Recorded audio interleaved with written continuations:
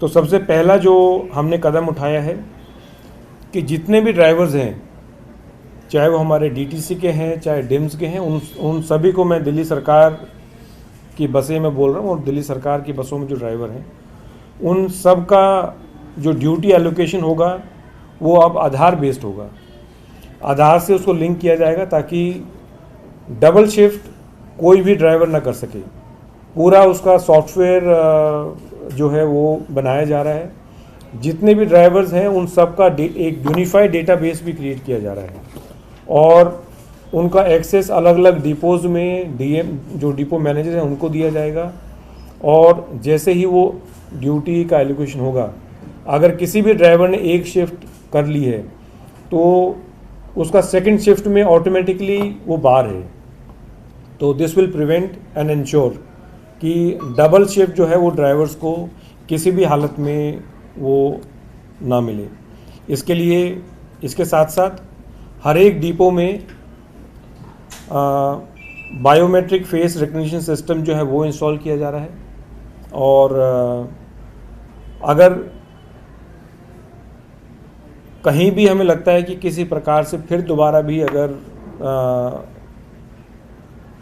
वो double duty का अगर शिकायत मिलती है, देन डिपो मैनेजर जो है वो भी रिस्पॉन्सिबल है, उसके अगेंस्ट भी एक्शन जो है वो लिया जाएगा। बायोमेट्रिक फेस रिकग्निशन के लिए ऑलरेडी जो पोर्टल है उस पर ऑर्डर जो है वो प्लेस किए जा रहे हैं। सेकंड,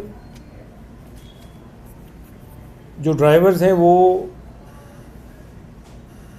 कुछ ड्राइवर जो हैं वो बाहर स्टेट से भी आते हैं, तो ये इंश्योर करने के लिए कि जो ड्राइविंग स्किल्स जो हमें एज अ ड्राइवर चाहिए दिल्ली में, दिल्ली सरकार की जो बसें हैं चलाने के लिए, तो उनके लिए सिमुलेटर्स हम परचेज़ कर रहे हैं।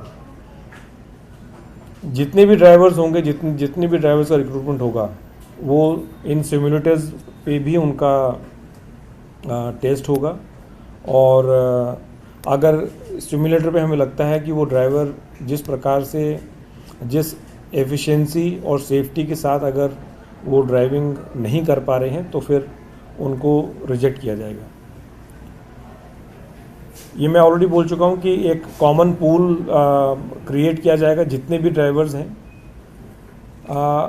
अभी चूँकि इस तरह का कोई कॉमन पूल नहीं है, तो अगर सपोज़ किसी ड्राइवर ने कुछ वायलेशंस किए हुए हैं, तो वो हमारा जो एक डिपो है, एक क्लस्टर है, वहाँ से अगर वो ब्लैकलिस्ट भी हो गया तो दूसरे डिपो में जाके एज अ ड्राइवर वो जॉब ले सकता है, क्योंकि हमारा कोई भी यूनिफाइड डेटाबेस नहीं है।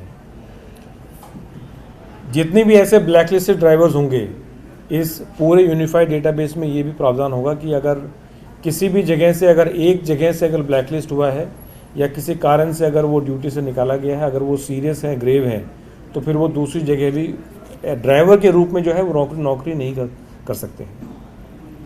तो ये भी एक बहुत मेजर स्टेप है, क्योंकि पहले आपको याद होगा कि जितनी बसें थी वो सारी डीटीसी के ही ड्राइवर हुआ करते थे, कंप्लीट ओनरशिप डीटीसी की थी। लेकिन जिस अब आगे आगे जो भी हम बसें खरीद रहे हैं वो पर किलोमीटर बेसिस पे हैं, तो उसमें जो ड्राइवर रिक्रूट करने की रिस्पॉन्सिबिलिटी होती है वो ऑपरेटर की होती है। जो डीटीसी जो कंडक्टर है वो दिल्ली सरकार की तरफ से रहता है। तो ये बहुत ही ट्रांसपेरेंट वे में पूरा प्रोसेस को चलाया जाएगा।